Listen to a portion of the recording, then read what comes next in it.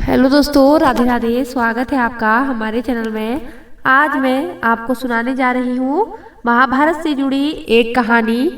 कर्ण ने पूछा, आखिर मेरा क्या दोष था जो माँ ने मुझे नदी में फेंका। एक योद्धा जिसे पूरी दुनिया दानवीर कर्ण के नाम से जानती है, वही कर्ण जिसने अपने जीवन में कभी किसी से कुछ मांगा नहीं, बल्कि जो भी उसके पास था दान कर दिया। लेकिन क्या आपने कभी सोचा है कि इस महान वीर के हृदय में सबसे गहरी पीड़ा क्या थी? महाभारत के युद्ध शुरू होने से पहले रात की खामोशी में कर्ण और उसकी जन्मदात्री माता कुंती के बीच एक गुप्त बातचीत हुई थी। उस समय कर्ण ने कांपती आवाज में कुंती से एक सवाल पूछा, माँ, मेरा दोष क्या था? मैं क्यों जन्म लेते ही त्याग दिया गया? आखिर मैं किस अपराध का भागी बन गया? दोस्तों, आज हम आपको ले चलेंगे उसी भावुक, रहस्यमयी और चमत्कारिक क्षण में जब माँ और बेटे की मुलाकात ने पूरी महाभारत का रुख बदल दिया। जब कर्ण ने कांपती आवाज में कुंती से एक सवाल पूछा, माँ, मेरा दोष क्या था? मैं क्यों जन्म लेते ही त्याग दिया गया? कर्ण के सवाल ने कुंती का दिल चीर दिया। उनकी आंखों में आंसू बह निकले, लेकिन शब्द जैसे गले में अटक गए। बरसों से दबा हुआ रहस्य अब सामने था। कुंती ने कांपती आवाज में कहा, पुत्र, यह तुम्हारा दोष नहीं था, यह तो मेरी भूल थी। उस समय मैं अभी विवाहिता नहीं थी। ऋषि दुर्वासा ने मुझे एक वरदान दिया था, जिससे मैं किसी भी देवता से संतान प्राप्त कर सकती थी। बालपन की जिज्ञासा ने मैंने सूर्य देव को स्मरण किया और तुम मेरे गर्भ से उत्पन्न हुए। कुंती आगे बोली, उस समय समाज का डर, लोक लज्जा और पिता की प्रतिष्ठा ने मुझे विवश कर दिया। मैं तुम्हें जन्म तो दे चुकी थी, लेकिन पालन पोषण करने का साहस मुझ में नहीं था। उसी डर ने मुझे निर्दयी बना दिया और मैं तुम्हें नदी में छोड़ आई। यह सुनकर कर्ण की आंखों में आंसू आ गए, परंतु भीतर आग भी जल रही थी। कुंती की बातें सुनकर कर्ण कुछ पल तक बिल्कुल चुप रहा। उसकी मुट्ठियां कस गई, होठ कांपने लगे, आंखों से आंसू टपकते रहे, लेकिन चेहरा क्रोध और पीड़ा से लाल था। उसने भारी स्वर में कहा, तो यह मेरा दोस्त नहीं था माँ, दोस्त केवल तुम्हारा डर और समाज की लज्जा थी, और सजा मुझे मिली। मैं जन्म से ही अवैध सूत पुत्र कहलाकर अपमान सहता रहा। क्या तुम जानती हो, जब मैंने अपने कौशल दिखाए तो केवल मेरे रक्त पर सवाल उठाते रहे लोग। हर बार मुझे यह याद दिलाया गया कि मैं किसी कुल का नहीं हूँ। कर्ण की आवाज गूंज उठी, माँ, एक बच्चे के लिए सबसे बड़ा धन उसका नाम, उसका कुल और उसकी पहचान होती है, लेकिन तुमने मुझसे वह सब छीन लिया। मैं दुर्योधन का मित्र बना क्योंकि उसने मुझे वो सम्मान दिया जो तुम मुझे कभी नहीं दे पाई। कुंती के हृदय पर यह वजन वज्र की तरह लगे। कुंती की आंखों में पश्चाताप की बाढ़ उमड़ आई।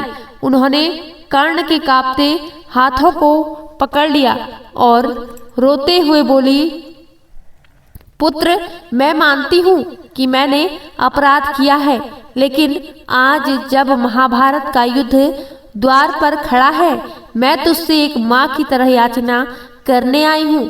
तू अपने भाइयों पांडवों का साथ दे, वे तेरा ही रक्त हैं। अर्जुन, भीम, नकुल, सहदेव सब तुझे भाई कहने को तैयार हैं।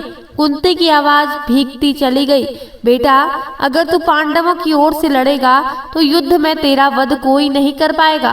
तेरा भविष्य बदल सकता है, तेरा नाम अमर हो जाएगा। मुझे अपना अपराध धोने का एक अवसर दे। किंतु कुंती की यह प्रार्थना सुनकर कर्ण की आत्मा कांप उठी, लेकिन उसके हृदय में दुर्योधन के प्रति कर्तव्य और मित्रता की भावना इतनी प्रबल थी। कुंती की बातों ने कर्ण के दिल में तूफान खड़ा कर दिया। आंखें बंद करके वह गहरी सांस लेने लगा। एक ओर माँ का प्रेम और रक्त का रिश्ता था, तो दूसरी ओर दुर्योधन की मित्रता और उसका उपकार। कर्ण ने धीमे स्वर में कहा, माँ तुम चाहती हो कि मैं पांडवों का साथ दूं, लेकिन सोचो उस समय कहाँ थी तुम जब मुझे नदी की धारा में बहने के लिए छोड़ दिया गया। उस समय कहाँ थी तुम्हारी ममता जब पूरी दुनिया मुझे सूत पुत्र कहकर तिरस्कृत करती रही। फिर उसने और कठोर स्वर में जोड़ा, माँ दुर्योधन ही था जिसने मुझे सम्मान दिया, मुझे अंगदेश का राजा बनाया, मेरे अस्तित्व को पहचान दी। क्या मैं उसके साथ विश्वासघात कर दूं? नहीं माँ, मैं अपने जीवन की आखिरी सांस तक दुर्योधन का ऋणी रहूंगा। यह कहते हुए कर्ण की आंखों में जलती हुई निष्ठा और टूटा हुआ हृदय साफ झलक रहा था। कुंती ने कांपते स्वर में कहा, पुत्र कर्ण, मैं तुझे धोखा नहीं देना चाहती और ना मैं तुझे खोना चाहती हूँ। युद्ध की ज्वाला सबको भस्म कर देगी। दुर्योधन का साथ देकर तू केवल विनाश देखेगा। सोच, तू पांडवों में सबसे बड़ा है। अगर तू हमारे साथ खड़ा हो जाएगा तो 5 नहीं 6 पांडव कहलाएंगे। तेरी माता का अपराध भी धुल जाएगा और तेरी महिमा समस्त धरती पर गूंजेगी। कुंती की आंखें आंसुओं से भीग गई थी। वह कर्ण के पैरों पर झुक गई। उस क्षण एक माँ अपनी संतान से जीवन की सबसे बड़ी भीख मांग रही थी। कर्ण का हृदय पिघल भी रहा था और कठोर भी था। उसने धीरे से कहा, माँ तुम्हारी बातों में मेरे हृदय में तूफान मचा है, लेकिन मेरा वचन, मेरा धर्म, मेरी निष्ठा, ये सब मुझे बांध चुके हैं। मैं तुम्हें वचन देता हूँ, परंतु पूरा नहीं। कुंती हैरान रह गई। कैसा वचन? कर्ण ने गहरी सांस ली और माँ की ओर देखते हुए बोला, माँ मैं जानता हूँ युद्ध निश्चित है। उस युद्ध में पांडवों और कौरवों का सामना टल नहीं सकता, लेकिन मैं तुम्हें वचन देता हूँ पांडवों में से केवल अर्जुन ही मेरा लक्ष्य होगा। मैं अपने किसी अन्य भाई का अस्त्र नहीं उठाऊंगा, चाहे परिस्थिति कैसी भी हो। नकुल, सहदेव और भीम मेरी प्रतिज्ञा से सुरक्षित रहेंगे। वह कुछ क्षण रुका, फिर भारी आवाज में बोला, परंतु माँ, अर्जुन और मेरे बीच यह युद्ध अवश्य होगा। यही नियति है, यही समय की मांग है।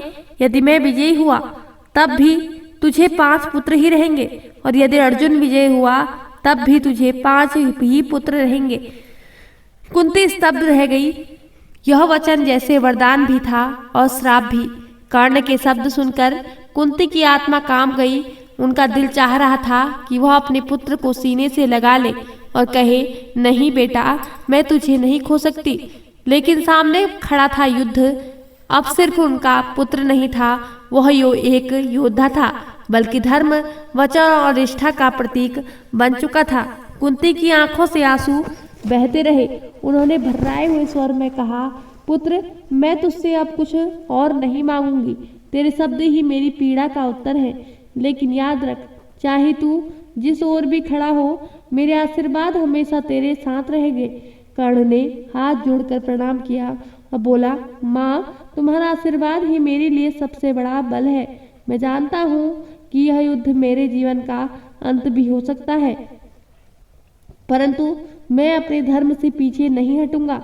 रात की वह खामोशी एक माँ के आंसुओं और बेटे की दृढ़ प्रतिज्ञा की साक्षी बन गई। कुंती और कर्ण की यह गुप्त बातचीत मानो स्वयं नियति ने रची हो। उस रात चांदनी के नीचे माँ और पुत्र दोनों एक दूसरे से बंधे हुए भी थे और दूर भी। कर्ण जानता था कि उसका मार्ग मृत्यु की ओर ले जाएगा, पर वह फिर भी पीछे हटने को तैयार न था। उसने गहरी आवाज में कहा, माँ, शायद यही मेरा भाग्य है। जन्म से ही मैं अपमान और संघर्ष का पात्र बना हूँ। अब मृत्यु भी यदि मेरी प्रतीक्षा कर रही है तो मैं भी उसे खुले हृदय से स्वीकार करूँगा, लेकिन कायरता या विश्वासघात मेरे जीवन का हिस्सा कभी नहीं बनेंगे। कुंती ने उस क्षण समझ लिया कि कर्ण केवल उनका पुत्र नहीं, बल्कि धर्म और वचन का जीवित प्रतीक है। उन्होंने मौन आंसुओं के साथ अपने हृदय का बोझ दफन कर दिया। युद्ध का बिगुल बजने ही वाला था और नियति ने अपना जाल बुन दिया था। कर्ण और कुंती की यह बातचीत केवल माँ बेटे का संवाद नहीं थी, यह धर्म, वचन और नियति का टकराव थी। कर्ण ने अपने जीवन में कभी भी किसी से अन्याय नहीं किया, लेकिन अन्याय का शिकार वह हमेशा रहा। उसने माँ का स्नेह खोया, समाज से सम्मान खोया और अंत में अपनी नियति से भी हार गया। सोचिए, अगर उस दिन कुंती ने साहस दिखाया होता तो क्या कर्ण का जीवन बदल नहीं जाता? क्या महाभारत का युद्ध किसी और दिशा में नहीं जाता? यह प्रश्न आज भी अनुत्तरित है, लेकिन एक बात साफ है, कर्ण हमें यह सिखाता है कि वचन और निष्ठा ही सच्चे योद्धा का धर्म है, चाहे परिणाम कितना भी कठोर क्यों न हो। दोस्तों, आपको क्या लगता है, क्या कर्ण का यह निर्णय सही था? कमेंट में अपनी राय जरूर बताना। अगर आपको यह वीडियो पसंद आई हो तो लाइक एंड सब्सक्राइब जरूर करना। धन्यवाद। जय श्री कृष्णा, जय माता दी।